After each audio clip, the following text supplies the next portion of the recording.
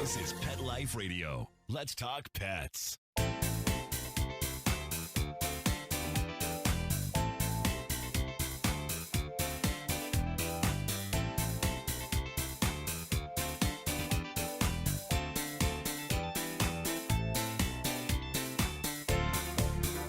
Welcome to Covered in Pet Hair, a boozy web show for pet lovers on Pet Life Radio. I'm your host, Isabel Alvarez-Arata, and today I have the pleasure of having a drink and a chat with a force-free dog trainer. I'll tell you all about her and introduce you as soon as we come back from these messages from our sponsors. Welcome back to Covered in Pet Hair. I'm your host, Isabel Alvarez-Arata, and today I have the pleasure of having a drink with a dog trainer, a pet sitter, a pet photographer, dog person through and through. She's a tea traditionalist and a videographer. She's roommates with a wildlife biologist named Dave and his dog named Sophie, which we're going to talk about. She's an Oregonian born and raised. She's Elise McGlone, and she's owner of Rogue Valley Dog Training in Oregon. Welcome, Elise. It's so good to have you on the show. Hi, thank you so much for having me. It's great to be here. I'm so excited to get to know you.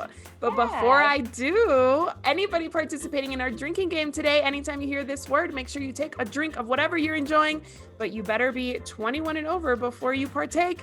Make sure you're not drinking and driving, and always drink responsibly. So what are you drinking, Elise? So I am drinking what I call the Barnold Palmer. It's a lemonade drink with a little bit of sweet tea vodka and then a little bit of peach schnapps. And it's the perfect summer drink. Oh my gosh. So I have peach schnapps. I need to pick up some of that sweet tea vodka, which I've had in the past and is delicious. And I'm going to ask you for the recipe so that I can make a picture of that. Oh my gosh, it's so good. Worth it. Awesome. Well, I'm also having a very refreshing summer drink. It is called a Honey Ricky. Ooh. I know, I've never heard of it before, but fun fact that I did an interview with a German Rottweiler enthusiast, and in preparation for that show, I ordered what is it called? Oh my gosh. It's a honey liqueur from Germany. I can't even, I'm like blanking on the name, but now I have this big bottle of this honey liqueur, and now I have to make cocktails with it, so I used it. It's beer and wait, what is it called? Beer and Jaeger. That's what it is. It's beer and Jaeger. Okay, that fits. It's honey, fermented honey, basically, that used to be used to draw like bears out from like their caves, and then the hunters now started like drinking it. I wonder if Dave knows about that since he's a wildlife biologist. He may.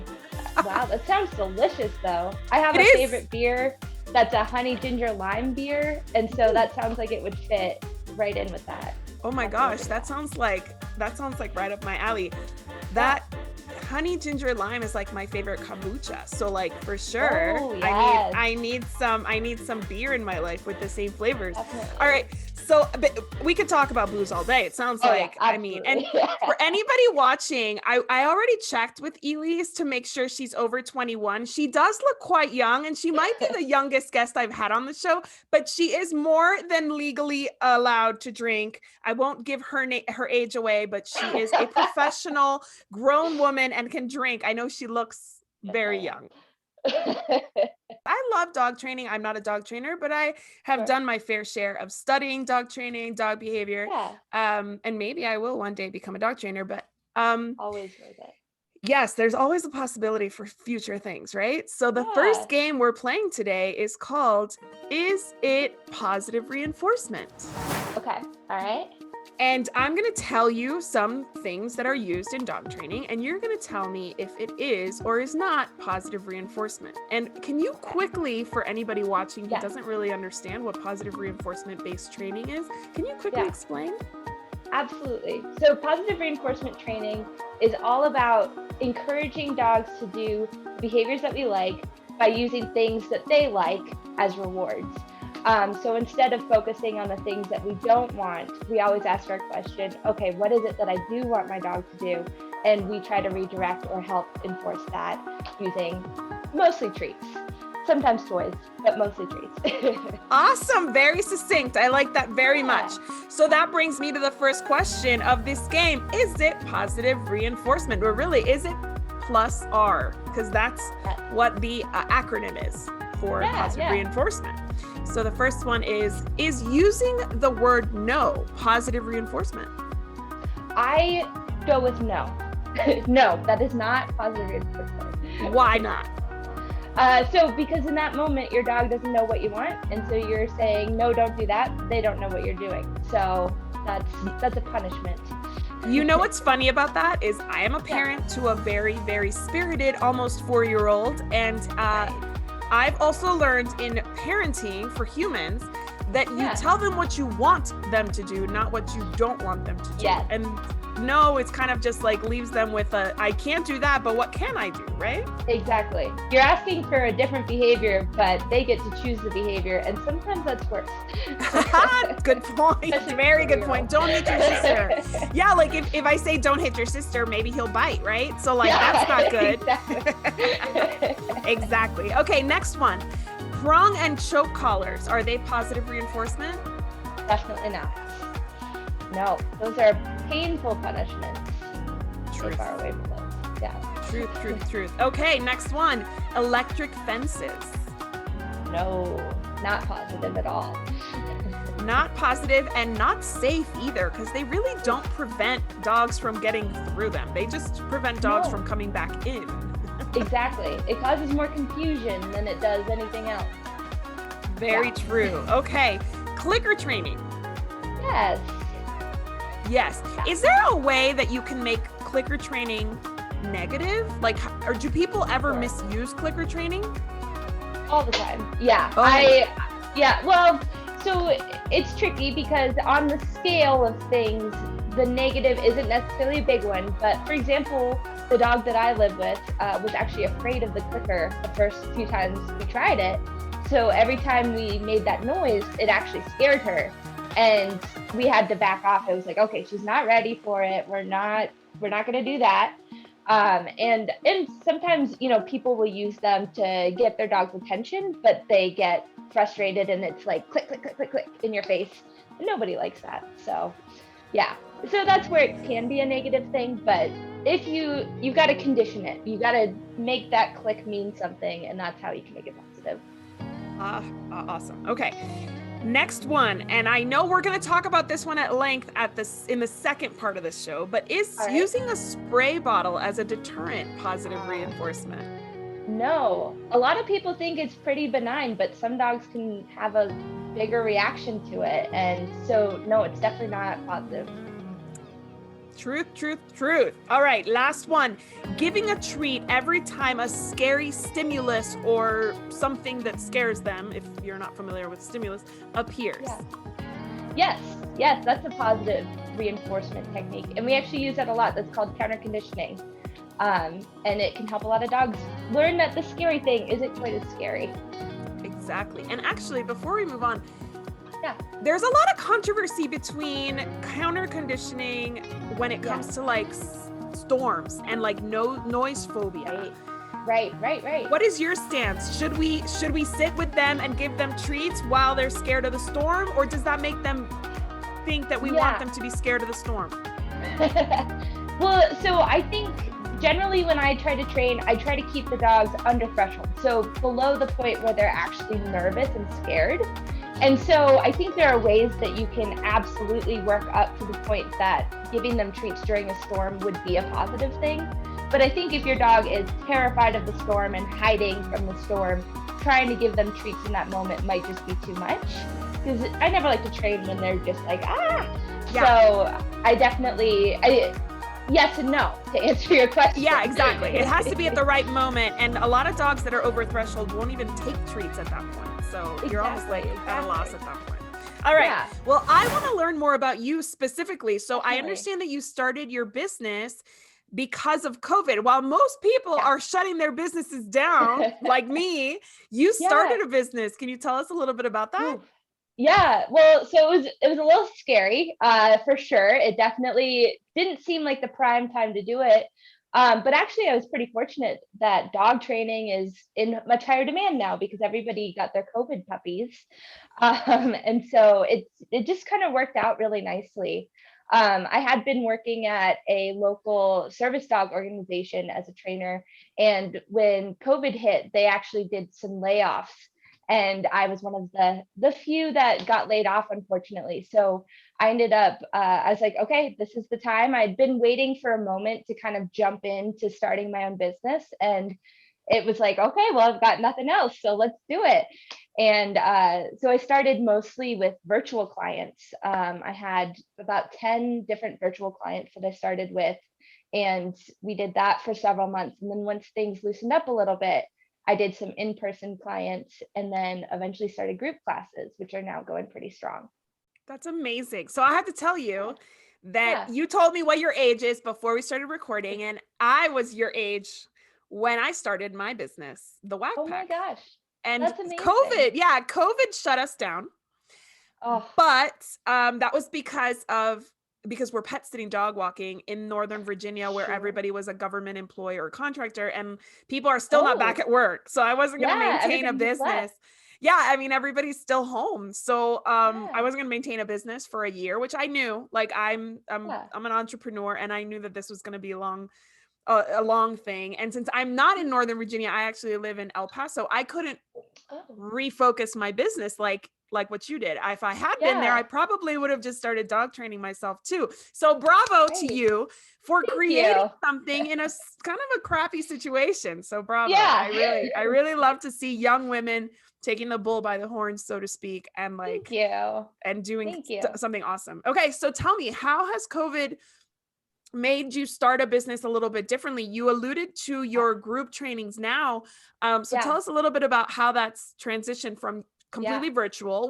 Were people like willing to do training virtually, first of all? And Oh, then yeah. how are people embracing everything else? Definitely. So I was actually really lucky because I had been a dog trainer in the Portland area. I live in Southern Oregon now. And so Portland is up north. And so I had a lot of friends who have either gotten dogs during COVID or had dogs prior and had always kind of asked me for a little bit of advice. And so when I started my business, they were like, oh, yes, this is what we've been waiting for. And so I was really lucky to have the support system that I had to kind of start that way. And then I started to add in new people and more people. And so that was really exciting. And then, of course, with the COVID situation, a lot of the dogs that were adopted weren't getting a lot of socialization, or the people that adopted the dogs didn't necessarily have the resources that they needed to train the dogs or get the consultations. And so being able to work virtually actually helped a lot with that because I could see the dogs in their natural environment in the homes without a new person coming in that might actually scare them more or make them more nervous, and see kind of how they process things. But I will say that, especially for behavior issues, in person training is optimal. I find it much easier. Um, and being a dog trainer, I'm a bit of a perfectionist, so being able to be there and be like, wait, let's try this, let's try that, is a little bit easier for me. But I definitely, the virtual clients have been really nice and really fun to work with.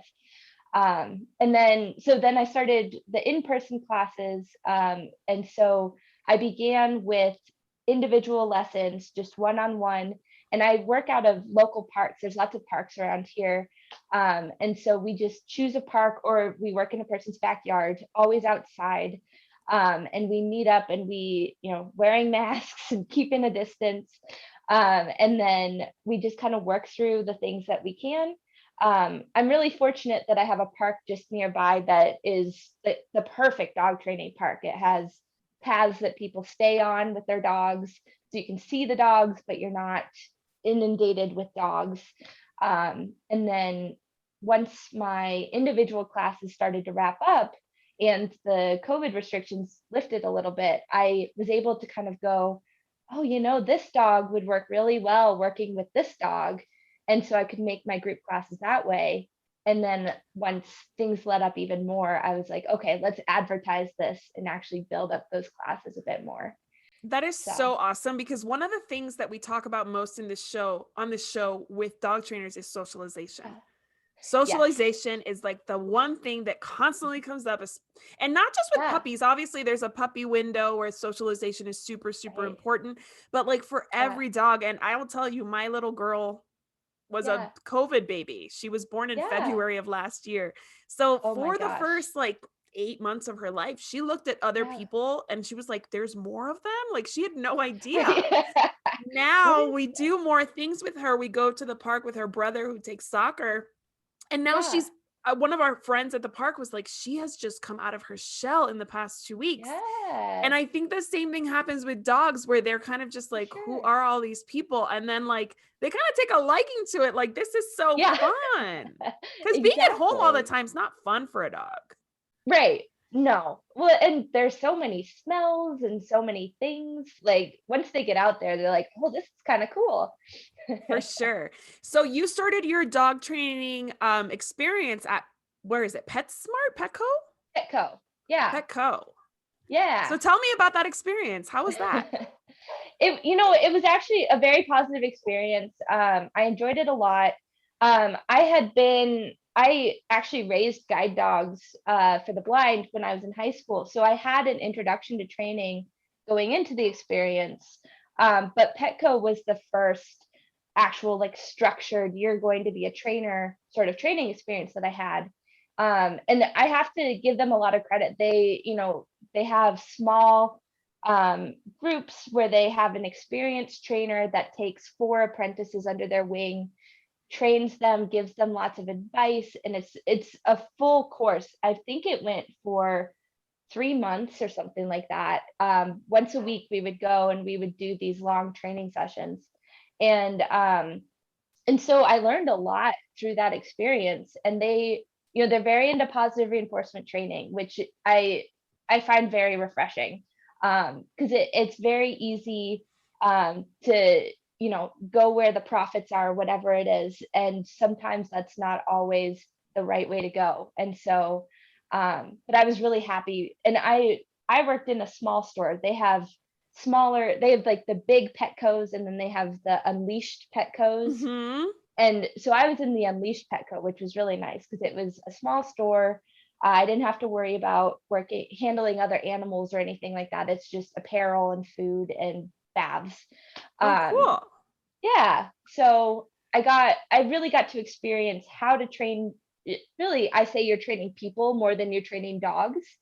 But it really was a great experience for me because you saw hundreds and hundreds of dogs. You interacted with all sorts of different uh, types of dogs and dogs with different personalities. And you got to really run the gamut of all of the different issues that dogs have too. Well, I have to give a shout out to a Petco, because they did Yeah. put their money where their mouth was when Hmm. they took the shock collars off of their Yes. shelves. Yeah. Yeah. Yeah. They've been doing great things. They also did a couple years back, they got rid of a bunch of food that was um, filled with fake dyes and high sugar content, and they weeded those out of their stores as well. So I was very impressed with that. That is awesome. So when you were doing dog training as an apprentice at Petco, did you see yourself as a business owner? Yes and no. I was also at the same time that I was working as a trainer, I was also working as a dog sitter, dog walker. And Petco does have rules where if you're a trainer in store, you can't train outside of the store. Got it. So which was I understandable. I mean, it makes sense to me, but at They're the same paying for your time, training, so yeah, it makes right, sense. exactly. And if you're going to use your name at the store as a trainer, they want to make sure that it's, watched, sanctioned, all that stuff. True. And so I was a little frustrated because at a certain point I felt like I had grown beyond the store a bit and was ready to kind of go out and do more. But there's a contract that you sign that says, I'm not going to, you have to wait 6 months after you're done working at Petco before you can start your own business.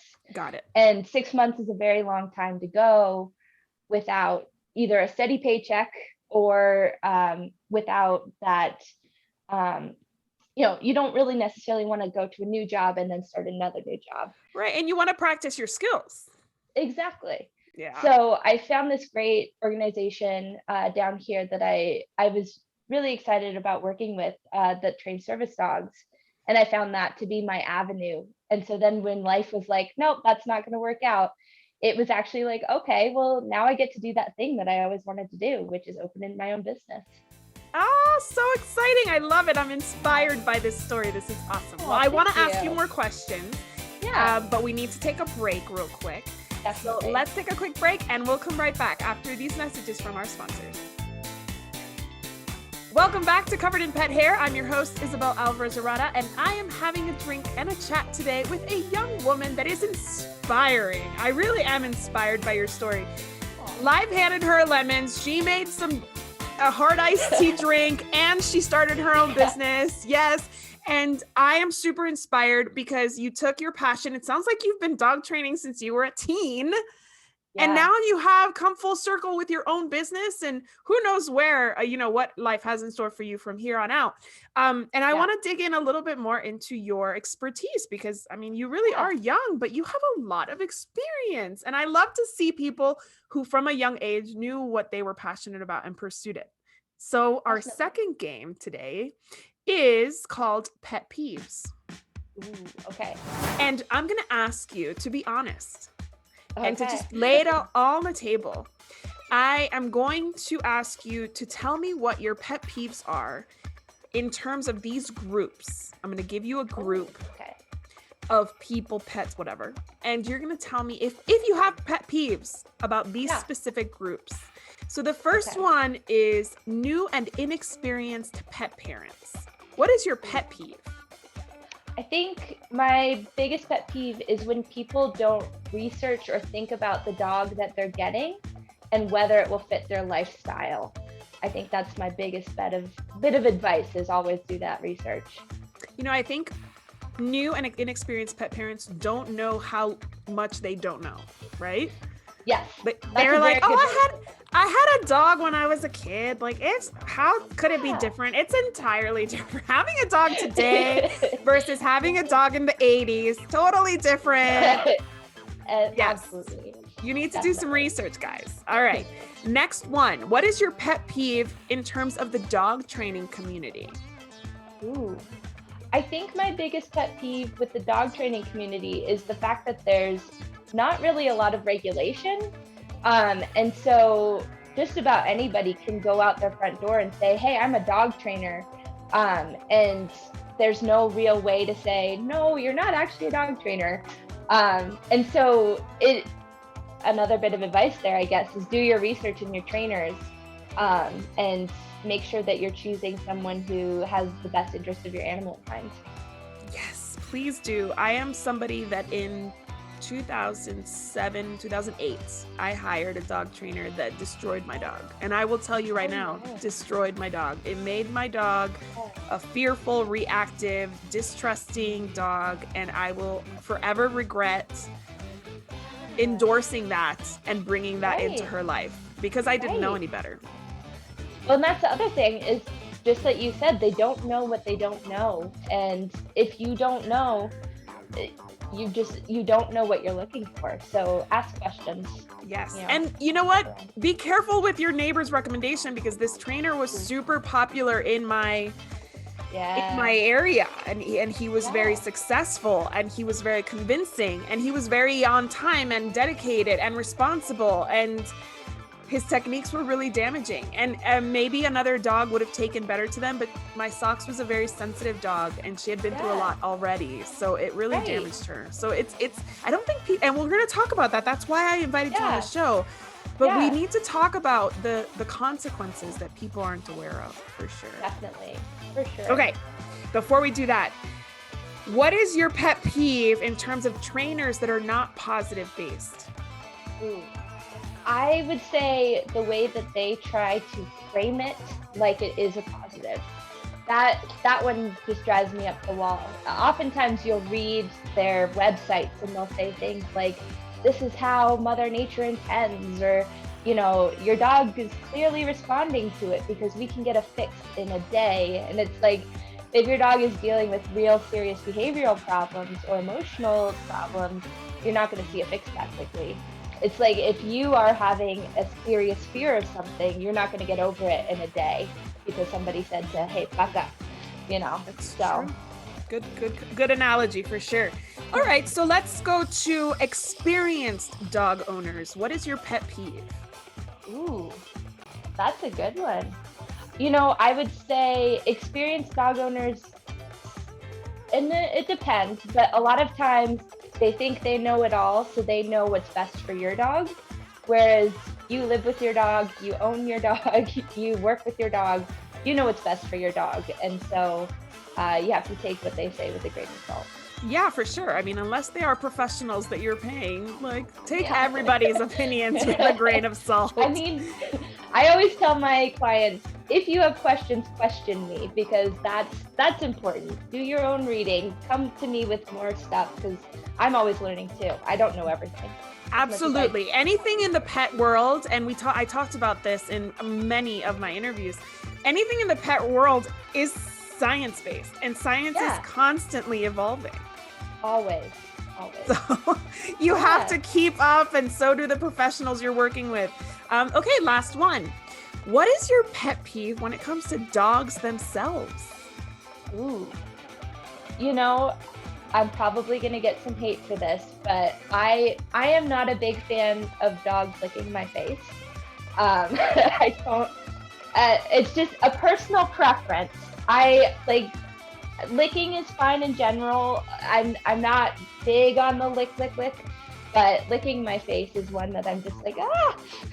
Yes, we have to teach our dogs boundaries the same way you expect my child to have boundaries. I expect your dog to have boundaries, right? Exactly.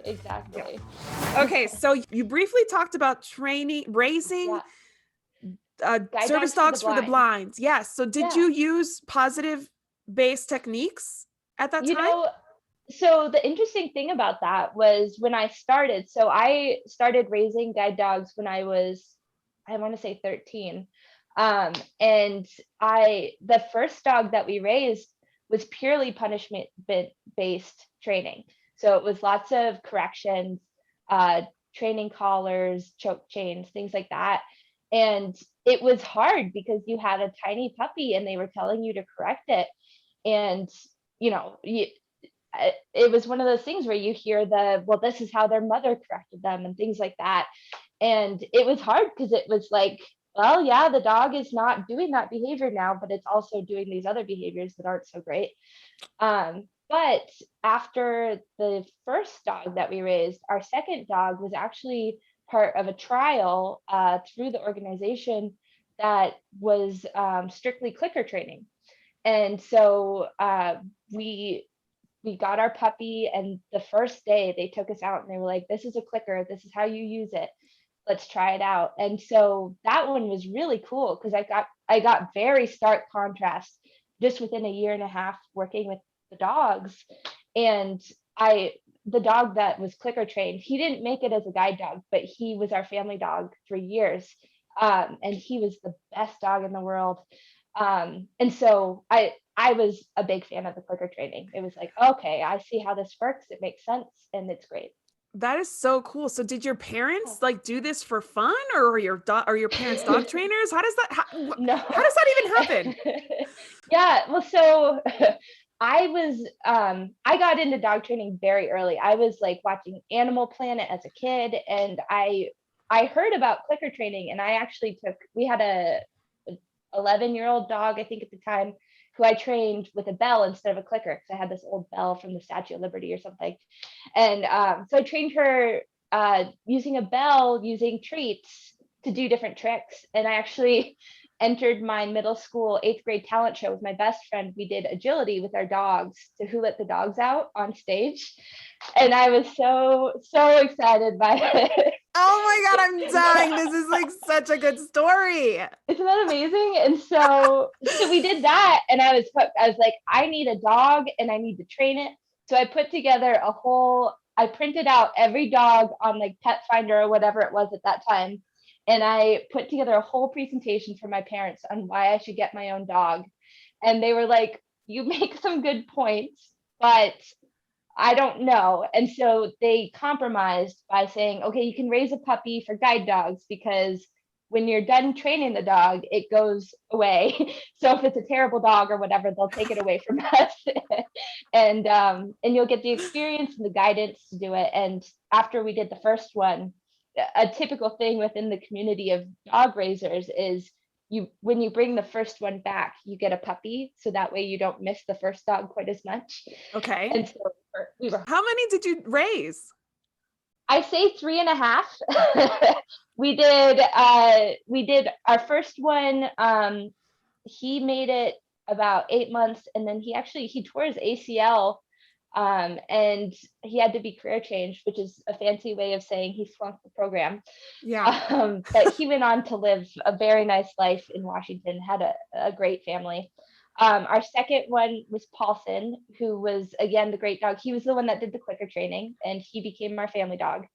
Our third one was Getty, and he was ridiculous. He was just high energy, super excitable. We never thought he would make it, but he went on to be a guide dog for years, saved his person within 6 months from being hit by a car. Yeah. And then we had one more that we started, but at that time, I went on to be on the equestrian team, and that was too big of a commitment. So we were like, okay, I don't think we have enough time for this. So she went and was raised by another family. Oh my gosh, this is so fascinating. So good. I love it. I love that your parents supported that, by the way. Like, it's so hard to imagine my son coming to me in 10 years being like, I want to raise a puppy. But now that I've heard this story, I'm going to be a little more open to it for sure. Yeah. Okay, so you and I met on a Facebook group where you shared a scenario that really resonated with me because of the experience I had with socks and that harsh trainer that I worked with. Can you tell us a little bit about that situation? So your roommate Dave has a dog named Sophie, and she has a pretty bad trauma. She does. So Sophie was a rescue. We just rescued, or I should say he just rescued her. But you helped, right? I know. We live together. I play with her all the time. So I say we, but he rescued her. And she's a great little dog. But when she was in foster care, her fosters actually used a water spray bottle to punish her when she did anything. I think mostly jumping up on the counter was the big thing that they punished her for. And, they, in the interviews where we, talked about Sophie, they had mentioned this, and I had kind of nudged Dave, and I was like, that might be something that we need to look out for, but we'll work through it.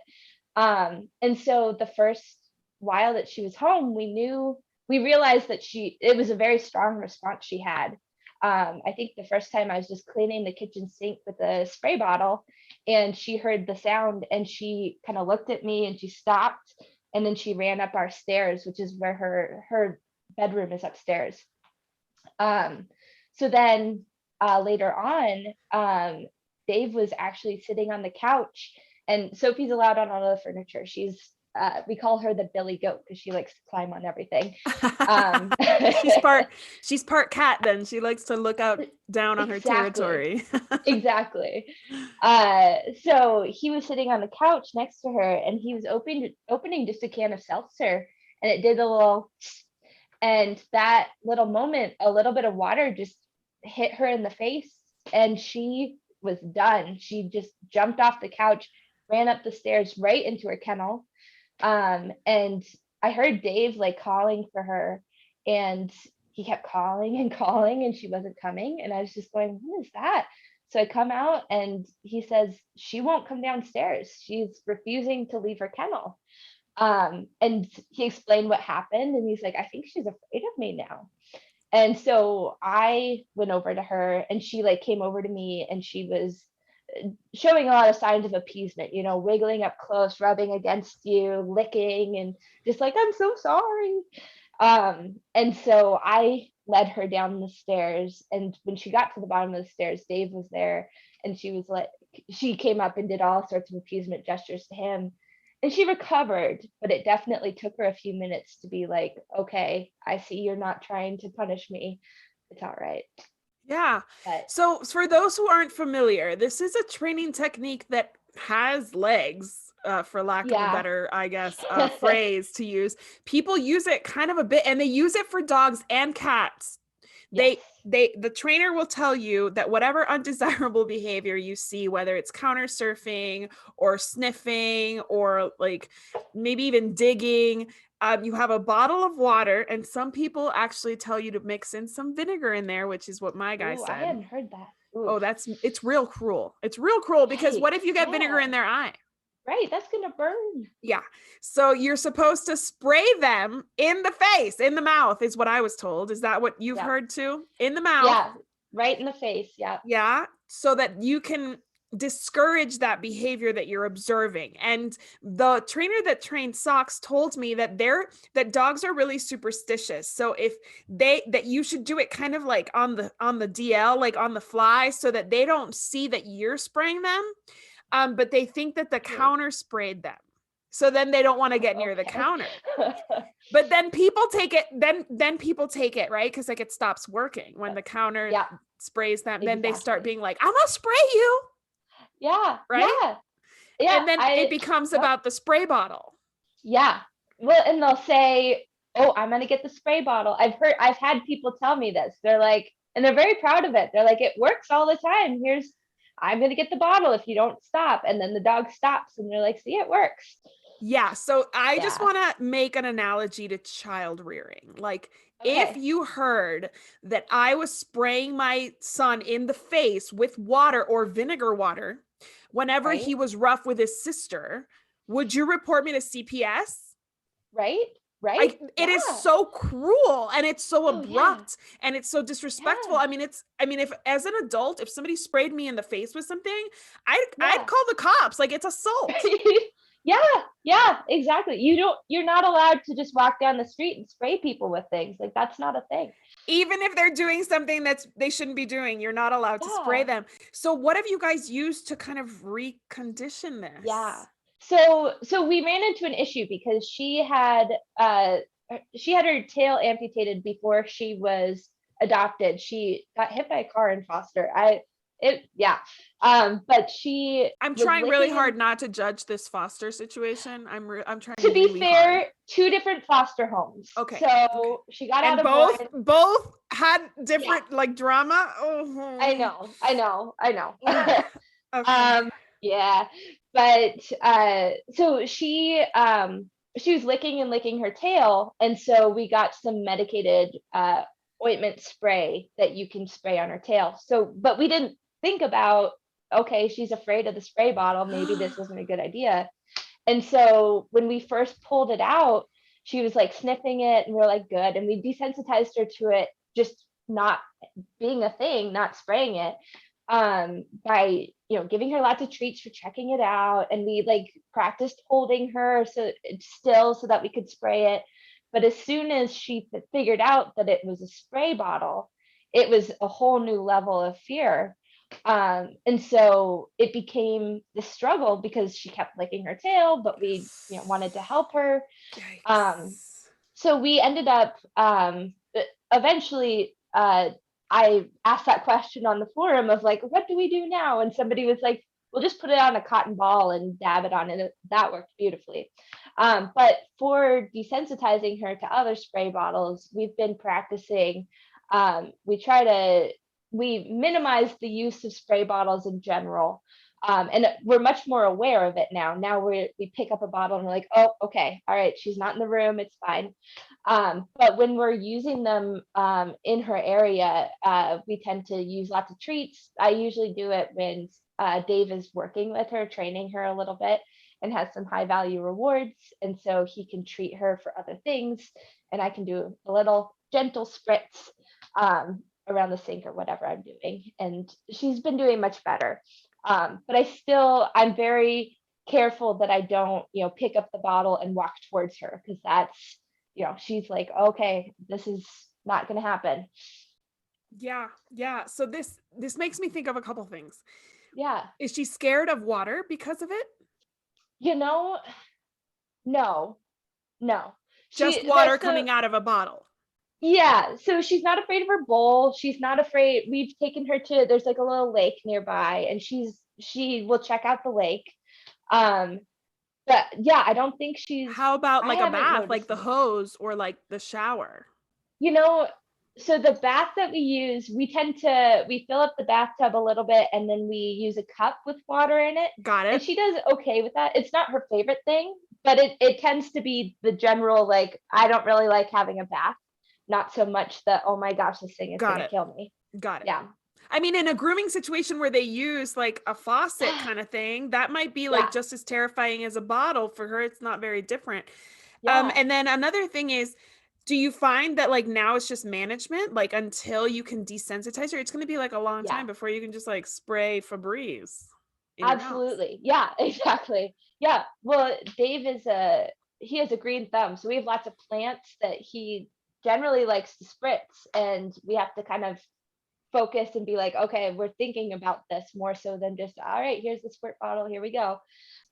We took her to the vet a little bit ago for the tail, and they gave us some medicated stuff for that again, and they were like, we tried it and she did fine. And I'm like, well, I don't know that I totally believe you. But we'll She see. did fine in terms of a scared dog at the vet, right? Like, Exactly. Yeah. wow. So, okay. So really quickly, this also makes me think of air horns. Ooh, Are those yeah. positive reinforcement or not positive reinforcement? No, not definitely not.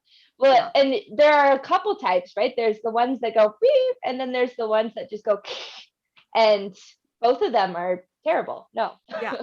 This is the same thing. It's like you're scaring this poor animal so that once Yeah. they see anything that looks like a spray bottle or like your like bathroom cleaner bottle or whatever it is, they go No. into like a panic because they think you're going to Yeah. assault them with it.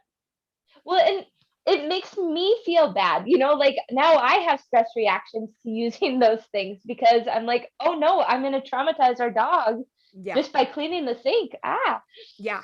So it's these little things that people paint as easy or quick fixes. Right. And there's no such thing as quick fixes in dog No. training.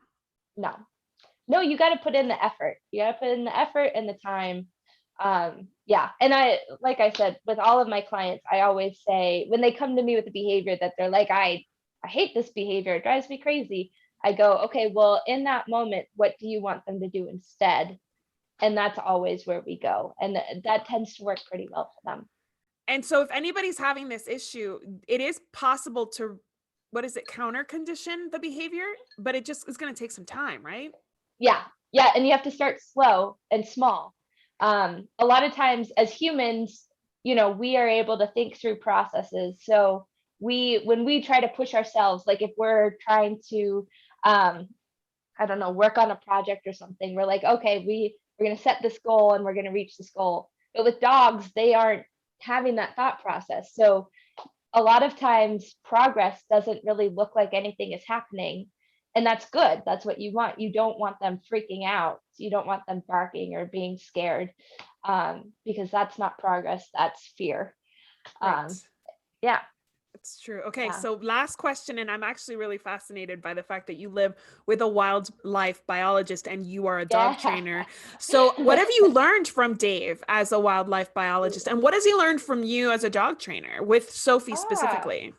Yeah. Well, so Sophie is, let's see, I'll answer your first question first. So what I've learned from Dave, it's actually really interesting having a dog trainer and a wildlife biologist living together because we talk all the time about behavior and kind of like our own. So like if Sophie does something, I'll be like, this is what I'm seeing and this is why I think she might be doing this. And he'll come back with, oh, well, I think she might be doing this because of this evolutionary trait, and so it's a fun dialogue.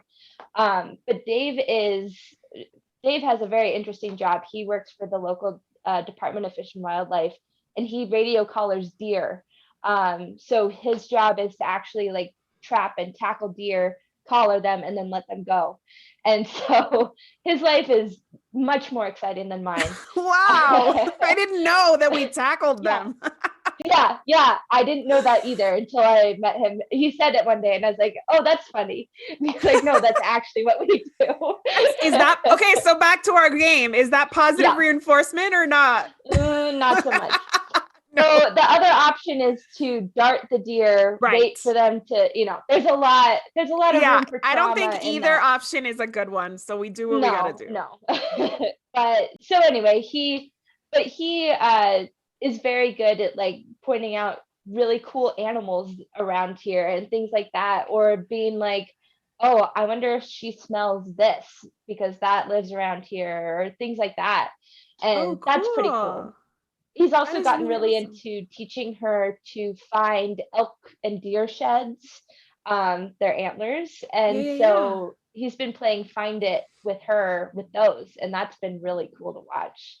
That's awesome. Nose work for a dog that has some fear and anxiety is so good and beneficial. And like, what does he do with those? He just like, does he like give her the antlers to like chew on or what? Well, the antlers are probably a little too strong for her teeth, but we do a lot of trading. So it's like, he goes and he hides it, she goes and finds it, and then she brings it back and she gets a treat for it, and she loves it. That's so cool. I love it. Okay, so I have to wrap up, otherwise I'd talk to you all day. So tell us, how can anybody in your area, please describe your area, how far you'll go for one-on-ones. Tell us how our guests, our viewers and our audience can find you. Yeah, so I am Rogue Valley Dog Training is the name of my business. And you can find me at roguevalleydogs.com. And I serve virtually. I serve anywhere in the US. I'd probably do beyond the US if that was an option worth exploring. But also I for in-person lessons, I go anywhere from north to Grants Pass, south to Ashland, which is about an 80-mile range. Ooh, that's I'm a big right in deal. the middle, so it works really well. Awesome. All right. Well, I am gonna look forward to following you and your career. I see a lot of very good things ahead. Cheers to you for being on the show, for sharing your passion for positive reinforcement training with me and with our audience. Here's to you and all the good that's coming. Cheers to you. Thank you so much for having me. It's my pleasure. Truly my pleasure. And here is to our executive producer, Mark Winter, for making this show possible, to our audience, our viewers on YouTube, and our listeners on Pet Life Radio. Here's to a life covered in pet hair, because there's no better way to live. Cheers. Cheers. To learn more about Covered in Pet Hair, please visit coveredinpethair.com or petliferadio.com. Thanks for watching, and we'll see you next time.